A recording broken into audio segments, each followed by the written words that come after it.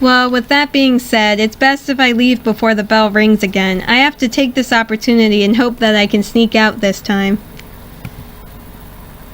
Wait a sec.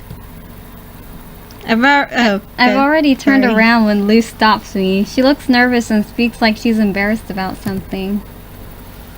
I'm not going to the library this afternoon. What do you say we meet after school and you give it to me then? As you wish. I have it in my bag so I can do it then, but it's better this way. We'll meet up later, okay? Luce sees me off in a hurry. I'm way too used to doing narration. Leaving me disconcerted. But still, I choose not to give it too much thought and leave without asking any questions. The entrance of the Sorry. The entrance of the school is full of students walking around. It's recess, so absolutely no one is standing still. Trips between the playground and the cafeteria fill the hallways with students and my ears with haphazard noises. I'm a few steps in front of the exit before I hear my name. I can't tell where it came from even when I turn around. It takes me some time, but I finally locate a familiar face among the crowd, gazing towards me and greeting me with a slow but firm nod. Oh, it's him. I almost thought it was going to be Aussie. No, I thought it was going to be Claire. Because I was like thinking, he's probably still at their school, not at his school. Oh, that's true. See, hi, CR. I didn't expect to find Diniz there, causing me to act awkwardly. Oh, hello, Diniz. What are you doing here? What am I doing here? I'm enrolled here, remember? The odd one out is you for being here right now. I don't think there's a committee meeting yet. It's not like Ziva would let us either. She's carrying all of the burden by herself. Nothing good can come of it. Diniz tries to make a joke about it, but it doesn't really seem to work, and an awkward silence ensues between the two of us. Yeah, you're right. It's a complicated situation. I could tell you about it, but it'd take a while. Everyone is already gossiping about you in my class. Nobody knew who you were or where you came from. Pretty sure Luce is being massacred with questions. About me? Wait, how do I know? Because my seat is 2 spots in front of Luce's, near one of the walls. Everyone realized what was going on, but the teacher probably didn't, since he must be senile at his age. Nobody knew when exactly you came in, but little by little, rumors started spreading around, and eventually, the entire classroom was whispering about it. Luckily, nobody reported you. You would have noticed it yourself if you hadn't been so busy having fun with Luce.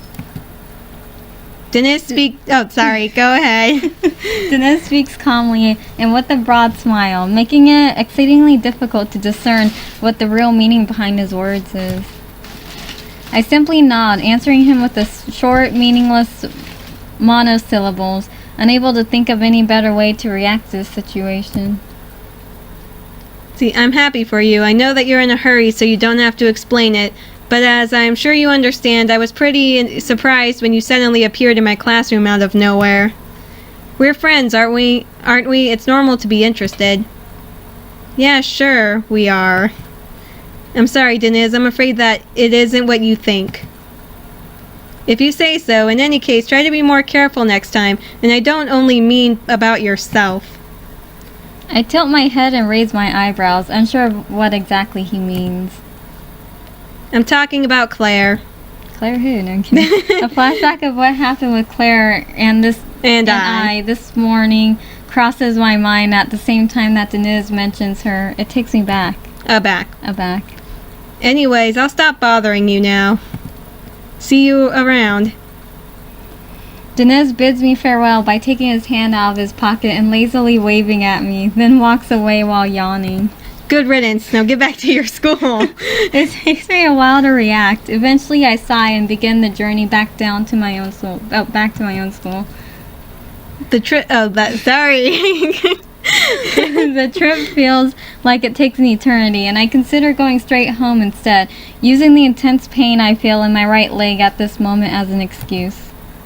But as I get closer to the school's vicinity, I find Ausse, so I try to forget about all my problems and greet him as if nothing has happened. I think that it might go away if I ignore it, although that's never worked for anyone before. No, it hasn't. Oh, I'll get to that. They always want to know what he's up to. Yeah. Like, his friends are always like, what are you up to?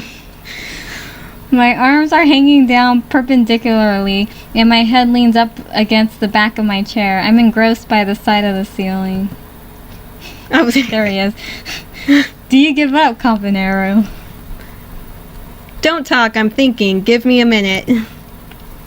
I definitely don't sound very convincing, but this is all I can do to buy myself some more time. When I turn my head around, I notice Ziva amongst a group of her classmates. She averts her gaze, but I can't tell if it's on purpose or not.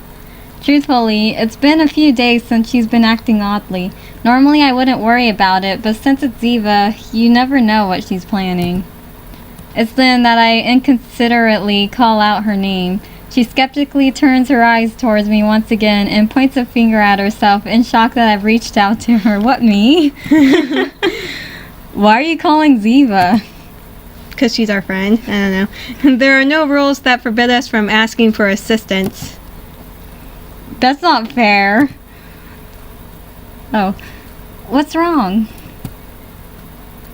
Oh, when did we cease to be your favorite guys? I want to ask her that, but instead I decide to preserve it as a thought. That's a good idea to preserve that as a thought. I'm running out of ideas. Give me a hand. I show her the sheet of paper sitting on my desk. She takes a look at it while I switch seats to a nearby empty chair and invite her to sit with us. She thanks me without stopping reading, and once she sits down, her eyes dully raise above the sheet. Rise. Oh, really? Your ideal girl. Debate number CL X 1516. Oh, okay. Good thing you read that. I'll say go to heck edition. Don't tell me that you guys are doing this. Still doing this. Sadly, yes. I've started to write down all of the past proposals to keep an archive so that I don't repeat the same one twice. I thought it'd be faster this way. But we're still here, and I still haven't found a single thing that Ausse would find unacceptable. I'm starting to consider calling the police so he can go to jail for being a huge pervert. I'd rather not ask, but why did you guys start this in the first place, and why are you so obsessed with keeping it going? Ausse and I look at each other with empty eyes. Neither of us can even remember how this madness started. We don't even remember how it started. It just started probably a couple chapters back. I don't see the problem with two men having a fascinating and deeply I'm shaking my head here. Philosophical discussion about the human psyche. He means to say that we have tons of free time. You aren't helping CR, really. Also, the only one here with tons of free time is you, who can afford to leave the school for 2 hours and come back as if nothing happened. Oh, okay, so his friends did notice that he skipped school. Meanwhile, I was super busy at school, trying to put up a good show in your absence. It shouldn't take that long to go home and back, you know.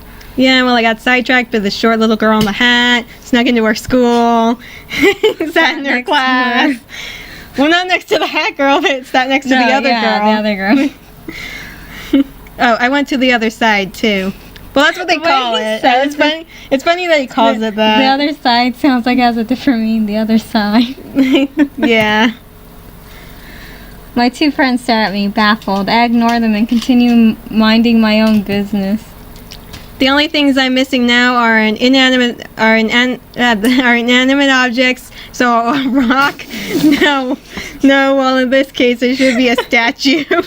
Would you make out with a statue? Yeah. You went to the other side earlier, Andy?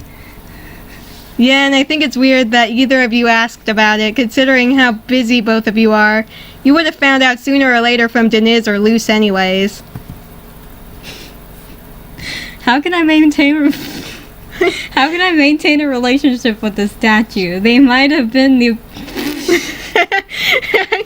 You have to take over. Okay, they might have been the pornography of the olden times, but the idea of relationships is to talk with others, or at least living beings. Unless it's something like the story Diniz told us. In reality, though, the only one who falls in love with inanimate objects is you, Campanero. Oh, yeah, the figurine. I guess that counts. Oh, yeah. Oh, that's... I'll say, forget about the nonsense for a second. You met up with Diniz and Luce, Andy? And Claire. Don't forget Claire. Not exactly, but yes, you could say that. Oh, I can see Ziva's throat contract as she swallows. Contrary to her usual behavior, she doesn't ask any more questions. Still, I can tell by looking at her that she wants to know the rest of the story. I snuck in during one of their classes and spoke with both of them. Nothing special, so don't overthink it. Oh, by the way, Diniz said something about you carrying all of the committee's workload by yourself. You spoke with Diniz? You? Yeah, we're surprised too. Don't say it like that. Let me remind you that we're also committee members, so you can always ask us for help. Finals are coming up, and it'd be wrong to leave everything up to you. You mean... Yeah. I mean, no. Don't worry. Everything's almost done, but thank you, I guess. It's not often that you offer your help to someone else. Oh, I guess that's true. I mean, throughout the whole visual novel. That's true. Her cheek muscles tense, so they try her cheek muscles tense as they try to recall her cheerful expression, and her fingers nervously twitch against the wood of the desk with an unharmonious rhythm. By now, she'd usually force me to tell her everything that I've done in as much detail as possible. However, all I'm sensing from her body language at the moment is impatience and fear. It feels as if she's trying to end our conversation as soon as possible, as if I'm forcing Ziva to pretend to be herself. Campanero! Oh, it's him again. Ausse seems to notice my meditative state and stops my train of thought with an inquisitive glance. I can see the fire burning in his eyes, body language coming out of every pore of his skin and settling into the situation. Alright, Ausse, you win. I can't think of anything else. Sweet. I got to the point that I could only think about stuff in my immediate field of vision, like the garbage or a pencil case.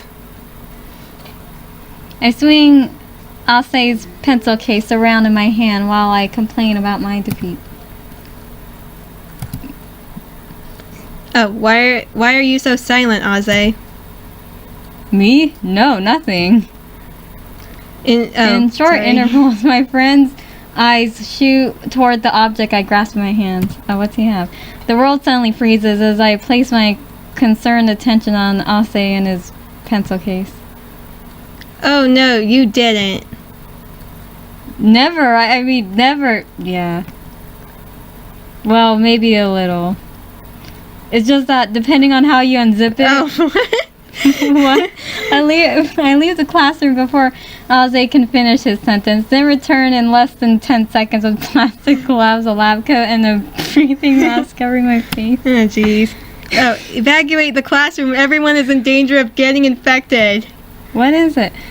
What are you doing with the lighter and hairspray? Hey, that's my case. Yeah, well, it's infected. Everything that can stand the fire, you shall pass through the fire, and it shall be clean. Nevertheless, it shall also be purified with the water for impurity. Numbers 31 to 23. Why are you quoting the Bible? It's too late for me. I've already been infected by it.